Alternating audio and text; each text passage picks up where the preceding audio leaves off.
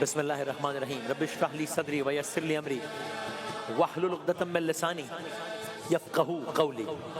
داستان محمد صلی اللہ علیہ وآلہ وسلم، اور اس میں آج ایک نئے باب کا اضافہ کریں گے انشاءاللہ۔ اور جس طرح ہم نے اس داستان میں الحمدللہ بہت ساری اور داستانیں بھی سنی اور بہت سارا پہلا سنا ہے، پہلی بیعت، پہلی دعوت، پہلی مخالفت، یہ سارا کچھ، پہلی ہجرت۔ آج ایک اور پہلے کی بھی داستان سنیں گے، لیکن پہلے ہم کل کی بات سے آگے بڑھتے ہیں۔ کل ہم کہاں تک پہنچے؟ سرکار دو عالم صلی اللہ علیہ وآلہ وسلم مدینہ منورہ آئے۔ جب آئے تو ان صداؤں سے ان کا استقبال ہوا۔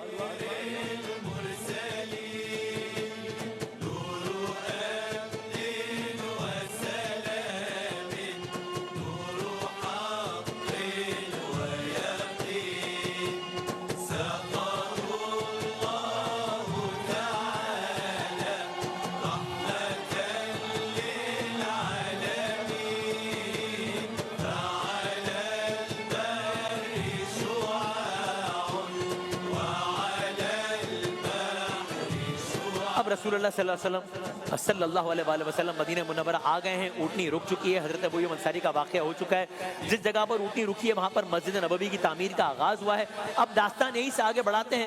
مسجد نبوی کی دیواریں اٹھ چکی ہیں، کھجور کے تنوں کے ستون سایہ دینے لگے ہیں۔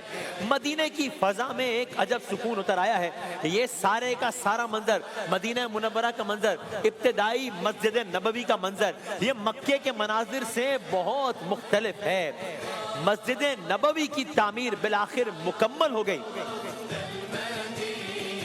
اب عجب نہیں کہ جو اس زمانے کی مسجد نبوی تھی ایک خیالی نقشہ ہے، ظاہر خیالی نقشہ ہے۔ اب ہم ذرا ایک لمحے کے لیے آتے ہیں آج کی مسجد نبوی پر اور پھر داستان کو آگے بڑھاتے ہیں۔ اب اگر آج کی مسجد نبوی دیکھیں تو یہ مسجد نبوی میں وہ مقام ہے جو کہ ظاہر اس زمانے میں اس عالم میں نہیں تھا۔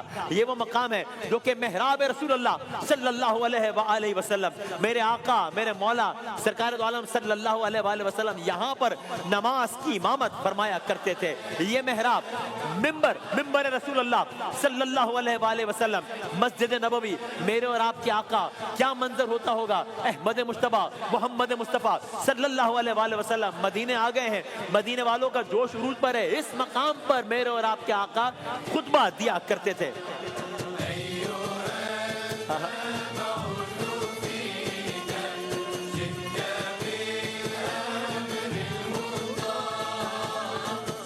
یہ پھر مسجد نبوی کا ایک اور حصہ ہے، اسے اصحاب صفا کی جگہ کہتے ہیں یا اصحاب صفا کا چبوترا بھی کہا جاتا ہے۔ یہ کیا ہے؟ مسجد نبوی کی جب تعمیر مکمل ہوئی تو مسجد کے ایک حصے میں ایک سایہ دار چبوترا بنایا گیا جسے صفا کہا جاتا تھا۔ یہ جگہ ان صحابہ کے لیے تھی جن کے پاس نہ گھر تھا، جن کے پاس نہ مال تھا، جن کے پاس نہ اسباب تھا، جن کے پاس نہ خاندان کی سہولتیں تھیں۔ وہ لوگ جو مکے سے ہجرت کر کے آئے تھے یا وہ لوگ جو بعد میں اسلام قبول کر کے مدینہ آئے تھے لیکن کوئی ٹھکانہ نہیں تھا، وہ یہاں رہتے تھے۔ تاریخ انہیں اصحاب صفا کے نام سے یاد کر دیے۔ وہ مقام یہ تھا۔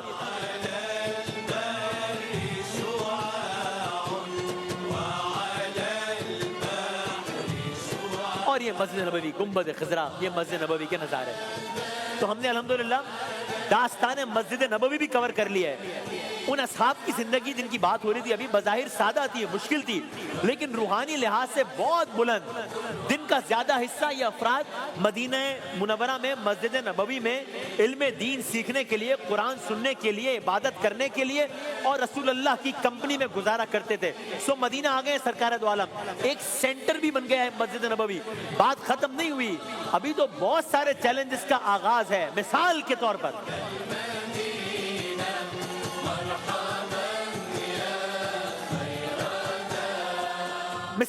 اب اتنے لوگ ہیں جو مکے سے مدینہ آئے ہیں۔ اب یہ مسجد نبوی ہے، مکے سے مدینہ لوگ آئے، جو لوگ آئے وہ ہجرت کر کے آئے، انہیں کیا کہا جائے گا؟ مہاجرین۔ اتنے لوگ ہیں جو مدینے میں رہتے ہیں، یہ تو مہاجرین نہیں ہے، انہیں کیا کہا جائے گا؟ انہیں کہا جائے گا انصار۔ اب مدینے کی نئی فضا ہے، سو بیسکلی یہ دو الگ الگ بیک گراؤنڈ سے تعلق رکھنے والے گروپس ہیں، ایک انصار ہے ایک مہاجرین ہے۔ اب ان کو کو ایگزسٹ کرنا ہے۔ رسول اللہ ایک اور مثال قائم کرنے ہیں کہ کو ایگزسٹ کس طرح کیا جاتا ہے۔ اب رسول اللہ نے وہ کام کام کیا جس کی آج تک تاریخ میں مثالیں دی جاتی ہیں. ایک ایسا فیصلہ فرمایا یہی مسجد نبوی میں جس نے انسانی تاریخ میں اخوت کی نئی مثال قائم کر دی. مہاجرین اور انصار کے درمیان مواخات یعنی بھائی چارہ, ایک مہاجر کو ایک انصار کا بھائی بنا دیا گیا. یہ کوئی رسمی تعلق نہیں ہے, یہ حقیقی بھائی چارہ ہے. ارے کوئی اپنا گھر بانٹ رہا ہے, کوئی اپنے کاروبار میں شریک کر رہا ہے.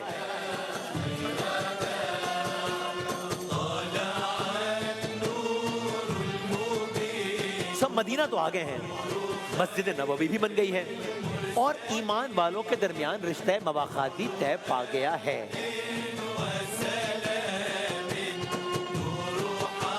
تو اب کیا بات ختم ہو گئی ہے؟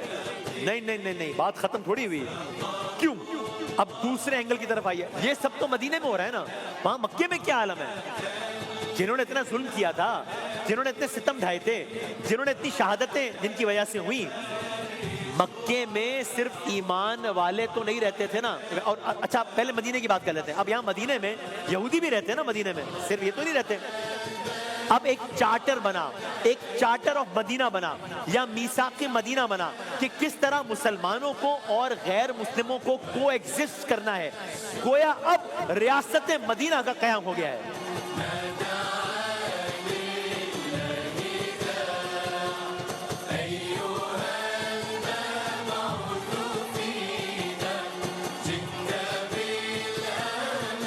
اب آپ یہ اسٹریٹجی دیکھ رہے ہیں, پہلے مہاجرین اور انصار کو بھائی بھائی بنایا, پھر مسلمانوں اور غیر مسلمانوں کو کس طرح کو ایگزسٹ کرنا ہے, اس کے لیے کانٹریکٹ ہوا, اس کے لیے چارٹر ہوا. اب مسئلہ ختم ہو گیا؟ نہیں, ابھی تو مسئلے کے ایک نئے باب کا آغاز ہے. کیا مطلب؟ مسلمان تو مدینہ آ گئے ہیں, یہاں حالات بھی اچھے ہیں, تو یہ سب دیکھ کر جو ان کے دشمن ہیں جو کہ وہاں پر مکے میں بیٹھے ہیں, وہ کیا سکون سے بیٹھ گئے ہیں؟ Of course not. ان کو بلکہ یہ فکر کھائی جا رہی ہے کہ یہ کیا ہو گیا ہے, یہ کیا ہو گیا ہے. یعنی جس دین کی آواز ہم مکے کی گلیوں میں دبانے کی کوشش کر رہے تھے, آج مدینے کے چپے چپے میں اس کا چرچا ہو رہا ہے. جن محمد رسول اللہ صلی اللہ علیہ وآلہ وسلم کی آواز کو ہم مکے میں دبانے کی کوشش کر رہے تھے, مدینے میں ان کا اس انداز اور ان آواز میں استقبال ہو رہا ہے.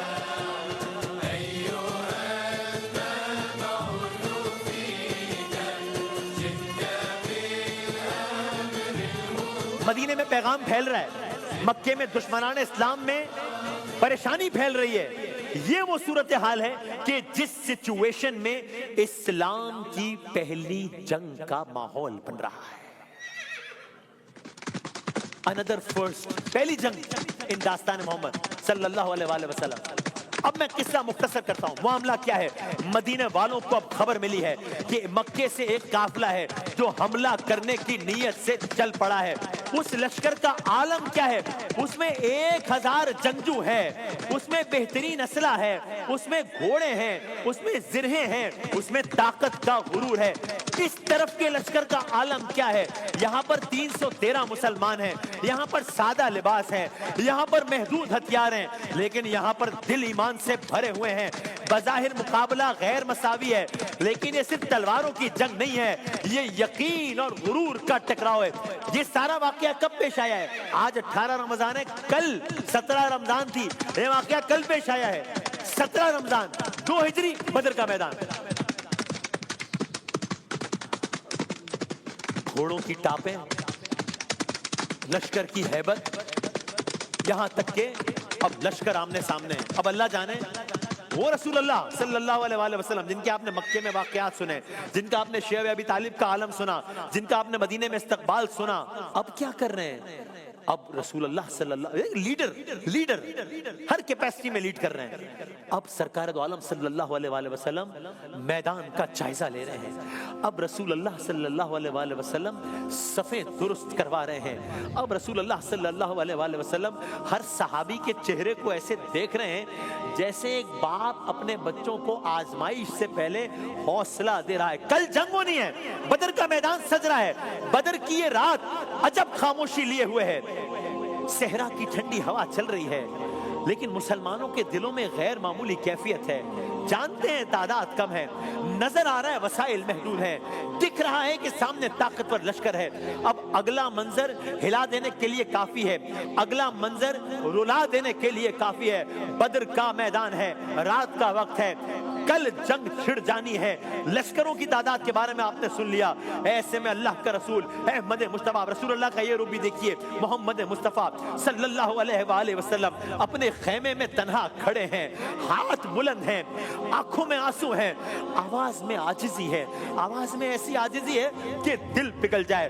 رسول اللہ بار بار اللہ سے عرض کر رہے ہیں, اے اللہ یہ چھوٹی سی جماعت ہے, ہاں یہ چھوٹی سی جماعت ہے, ہاں سامنے بڑا لشکر ہے, لیکن یہ جماعت میرے مالک تیرے نام کی امین ہے.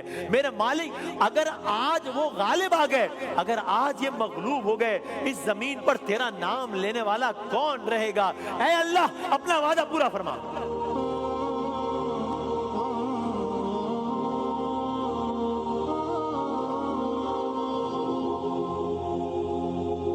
اللہ جانے بدر کے عالم میں اس خیمے میں جب رسول اللہ, جب محبوب خدا خداوند تعالیٰ سے کلام کر رہا تھا, تب کیا عالم ہوگا, آواز کا کیا عالم ہوگا, گفتار کا عالم کیا ہوگا, انداز کا عالم کیا ہوگا, اللہ جانے. رسول اللہ نے یہ بات کی جس کا مفہوم اپنے خدمت میں پیش کیا.